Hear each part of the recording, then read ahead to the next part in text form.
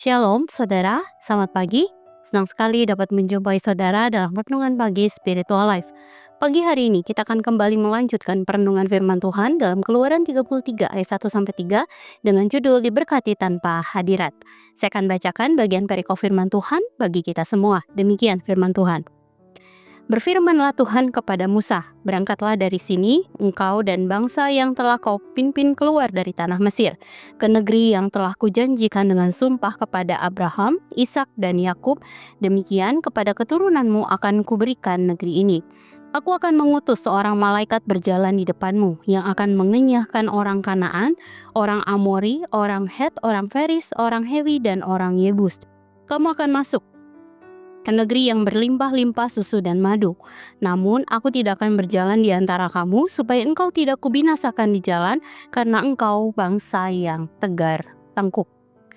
Perikop tentang Tuhan mengutus malaikatnya dalam Keluaran 33 ayat 1-3 terjadi setelah peristiwa dosa besar bangsa Israel, yaitu pembuatan patung lembu emas. Hal ini dapat kembali kita baca dalam Keluaran 32. Akibat ketidaktaatan tersebut, murka Tuhan menyala atas Israel dan Dia menjatuhkan hukuman kepada mereka.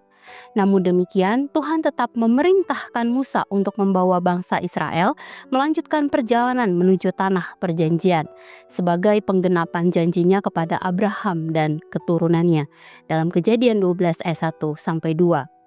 Tuhan berjanji akan mengutus malaikatnya berjalan di depan mereka untuk menghalau bangsa-bangsa musuh sehingga Israel dapat masuk ke negeri yang berlimpah susu dan madu.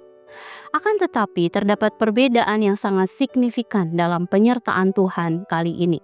Sebagai konsekuensi dari dosa mereka, Tuhan menyatakan bahwa Ia sendiri tidak akan berjalan di tengah-tengah bangsa itu, melainkan hanya mengutus malaikatnya. Hukuman utama yang Israel terima bukanlah dicabutnya janji atau berkat, melainkan ditariknya kehadiran relasional Tuhan dari tengah-tengah mereka. Dengan kata lain, Israel tetap menikmati pemeliharaan dan perlindungan dari Tuhan, tetapi tanpa keintiman persekutuan dengannya. Saudara, ayat 1-3 ini dengan jelas menunjukkan perbedaan antara pemeliharaan Allah dan relasi umat dengan Allah.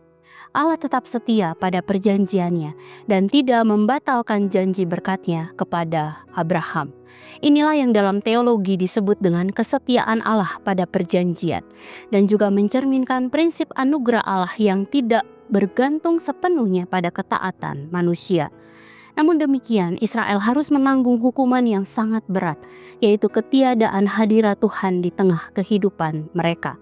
Mereka dapat menikmati kemenangan atas musuh, perlindungan dan juga perlindungan ilahi, tetapi tanpa kehadiran Allah yang menyertai secara intim. Keadaan ini juga sering terjadi dalam konteks kehidupan umat Tuhan masa kini. Seringkali kita menganggap bahwa kehidupan yang dekat dengan Tuhan pasti ditandai oleh berkat jasmani yang melimpah, seperti kekayaan, kesuksesan, dan kesehatan. Namun kisah ini justru menantang pemahaman tersebut. Kehidupan yang tanpa diberkati secara lahiriah tidak selalu mencerminkan kualitas relasi seseorang dengan Tuhan. Tuhan Yesus juga mengajarkan bahwa Bapa di surga menerbitkan matahari bagi orang yang jahat dan orang yang baik. Hal ini dapat kita lihat dalam Matius 5 ayat 45. Hal ini menunjukkan bahwa Allah dalam kemurahannya memberikan apa yang disebut sebagai anugerah umum atau common grace kepada semua orang tanpa membedakan kedekatan rohani mereka dengannya. Oleh sebab itu, seseorang dapat menikmati berkat-berkat Allah tanpa hidup dalam relasi yang intim dan taat kepada Tuhan. Dengan demikian, berkat jasmani seperti kekayaan, kesuksesan, dan kesehatan tidak dapat dijadikan ukuran utama kualitas relasi kita dengan Tuhan. Berkat-berkat tersebut merupakan wujud kemurahan Allah yang bersifat umum. Kehidupan iman yang sejati justru harus diukur dari kerinduan akan hadirat Tuhan, ketaatan kepada kehendak-Nya, dan kesetiaan dalam persekutuan dengan Allah.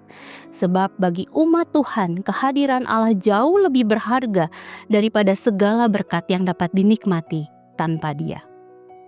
Saudara, mari sejenak kita merenungkan firman yang baru saja kita dengar.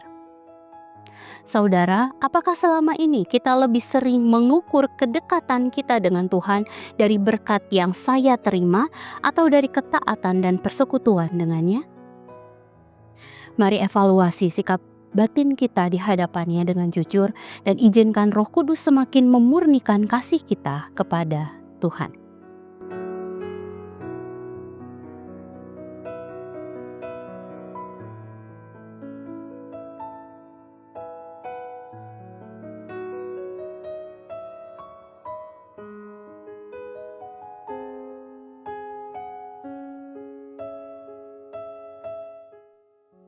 Demikian firman Tuhan hari ini. Mari kita berdoa. Bapa, sungguh kami mengucap syukur. Kami berterima kasih untuk firman yang menguatkan setiap kami Tuhan. Yang menantang pemahaman yang keliru di dalam diri kami Tuhan. Jika kami berpikir bahwa kelimpahan dalam berkat, dalam segala hal yang bisa kita nikmati di dalam dunia ini merupakan ukuran dari kedekatan kami dengan Engkau, kami minta maaf Tuhan. Kami memohon ampun atas kesalahan tersebut Tuhan. Dan mari Tuhan ajar kami untuk kami bisa mengukur, melihat indikasi lain Tuhan yang dapat kami jadikan pegangan ketika kami membangun relasi dengan Engkau Tuhan. Yaitu dengan seberapa mau hati kami hidup di dalam perintah-perintah-Mu. Seberapa rindu kami Tuhan setiap hari mengejar hadir-Mu di dalam kehidupan kami Tuhan. Bukan tentang apa yang Engkau bisa beri kepada kami Tuhan, tetapi tentang relasi yang intim itu dengan Engkau Tuhan. Dan kami rindu di dalam setiap perjalanan hidup kami, hadir-Mu semakin nyata, hadir-Mu semakin dapat kami rasakan Tuhan. Sehingga di dalam segala situasi kehidupan yang kami harus hadapi Tuhan, kami tetap kuat, kami tetap memegang iman kami kepada Engkau, karena kami yakin Engkau hadir dan ada bersama-sama dengan kami Tuhan. Terima kasih untuk firman-Mu Tuhan yang menguatkan kami pagi hari ini Tuhan. Dan kami mau serahkan seluruh perjalanan kehidupan kami hari ini ke dalam tangan kasih-Mu. Biar Allah saja yang menolong kami di dalam segala hal yang akan kami kerjakan hari ini. Tolong juga orang-orang yang terdekat dengan kami Tuhan, jagai, lindungi, sertai mereka dimanapun mereka berada. Terima kasih Bapa. Dalam nama-Mu Tuhan Yesus kami berdoa, kami mengucap syukur. Haleluya. Amin. Selamat pagi saudara, selamat menjalani hari bersama dengan Tuhan. Tuhan Yesus memberkati.